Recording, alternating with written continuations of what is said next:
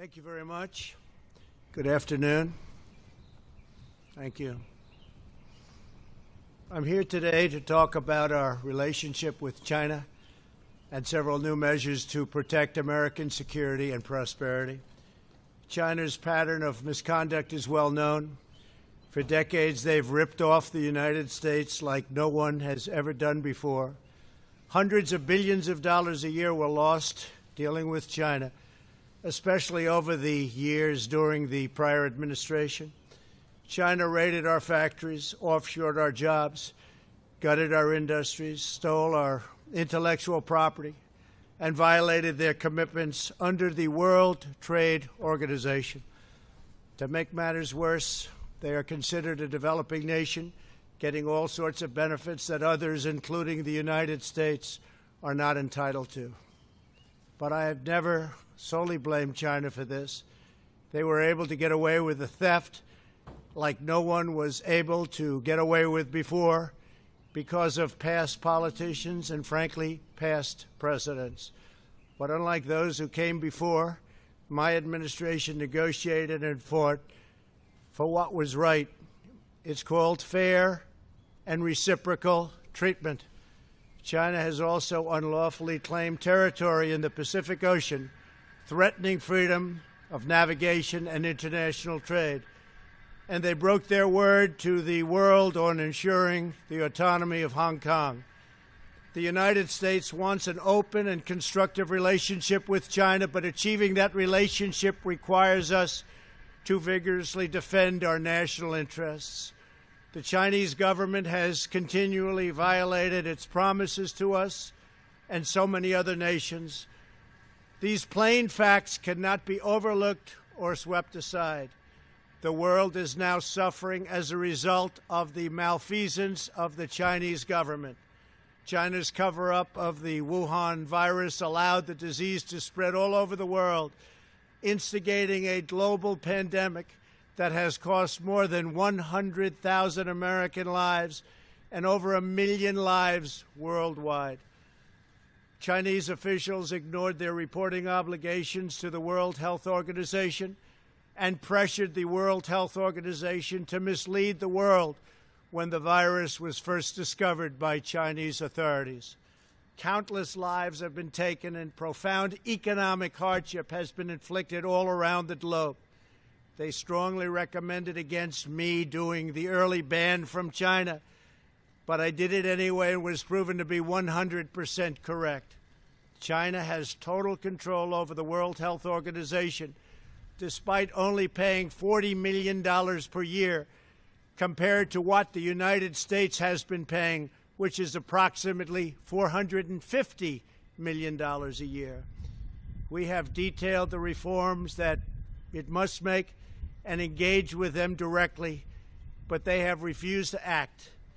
Because they have failed to make the requested and greatly needed reforms, we will be today terminating our relationship with the World Health Organization and redirecting those funds to other worldwide and deserving urgent global public health needs.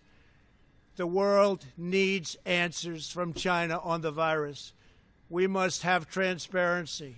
Why is it that China shut off infected people from Wuhan to all other parts of China?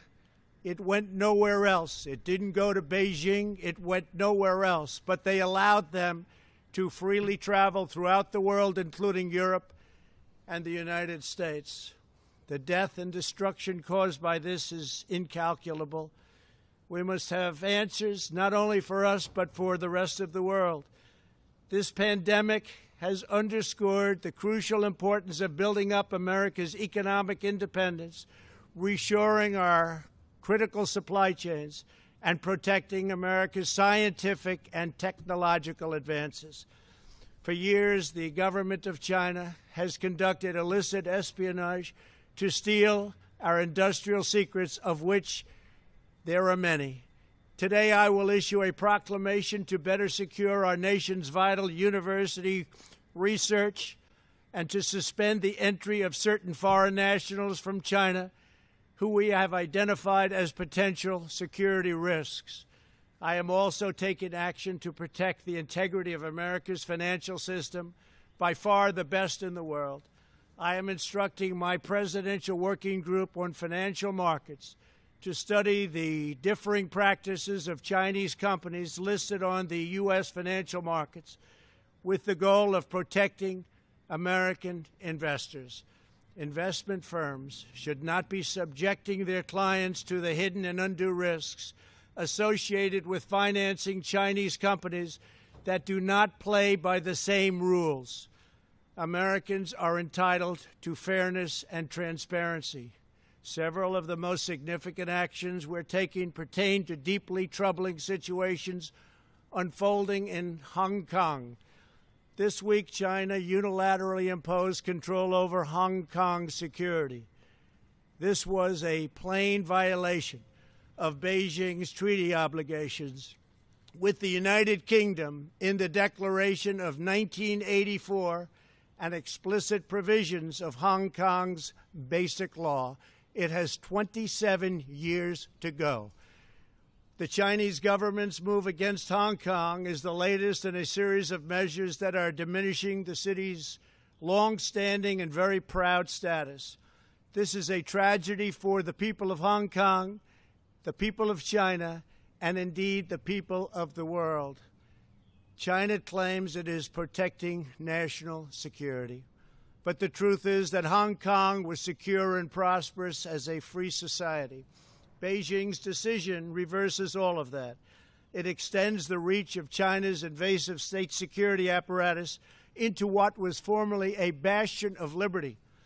China's latest incursion, along with other recent developments that degraded the territory's freedoms, makes clear that Hong Kong is no longer sufficiently autonomous to warrant the special treatment that we have afforded the territory since the handover. China has replaced its promised formula of one country, two systems with one country, one system. Therefore, I am directing my administration to begin the process of eliminating policy exemptions that give Hong Kong different and special treatment. My announcement today will affect the full range of agreements we have with Hong Kong, from our extradition treaty to our export controls on dual-use technologies and more, with few exceptions. We will be revising the State Department's travel advisory for Hong Kong to reflect the increased danger of surveillance and punishment by the Chinese state security apparatus. We will take action to revoke Hong Kong's preferential treatment as a separate customs and travel territory from the rest of China. The United States will also take necessary steps to sanction PRC and Hong Kong officials directly or indirectly involved in eroding Hong Kong's autonomy and just, if you take a look, absolutely smothering Hong Kong's freedom. Our actions will be strong. Our actions will be meaningful. More than 2 decades ago, on a rainy night in 1997, British soldiers lowered the Union flag and Chinese soldiers raised the Chinese flag in Hong Kong. The people of Hong Kong felt simultaneously proud of their Chinese heritage and their unique Hong Kong identity. The people of Hong Kong hoped that in the years and decades to come, China would increasingly come to resemble its most radiant and dynamic city. The rest of the world was electrified by a sense of optimism that Hong Kong was a glimpse into China's future, not that Hong Kong would grow into a reflection of China's past.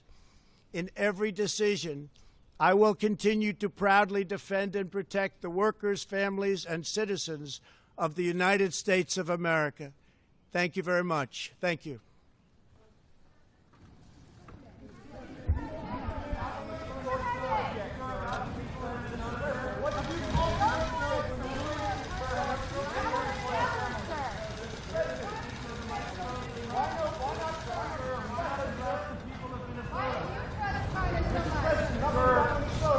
Why not address Minnesota, sir? Billed as a news conference.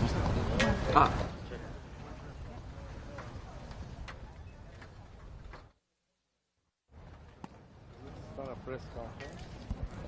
Yeah, what happened to press